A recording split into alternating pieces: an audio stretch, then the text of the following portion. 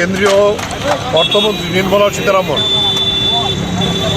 এই যে সরকারের যে বাজেট পেশ করেছেন, আমরা সেই দিনই তার বিরোধিতা করেছি।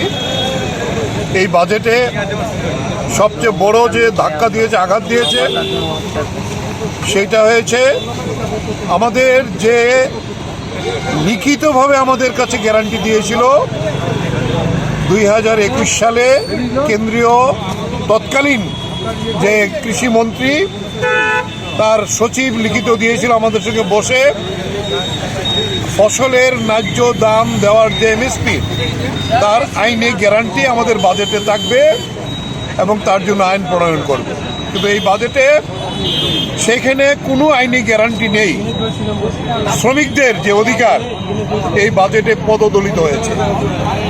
এই প্রশ্নেই আমরা বলবো যে আমাদের সংযুক্ত কিষাণ মোর্চা সিদ্ধান্ত নিয়েছে যে আজকে গোটা দেশে এই বাজেট পুড়িয়ে তার প্রতিবাদ করা হবে। এটা কৃষক বিরোধী এবং শ্রমিক বিরোধী বাজেট। তাই এই বাজেটের বিরুদ্ধেই আমরা আজকে সংযুক্ত কিষাণ মোর্চা এবং আমাদের সঙ্গে কেন্দ্রীয় ট্রেড ইউনিয়ন তারাও যুক্ত হয়েছে এই বাজেটকে পোড়াবার জন্য।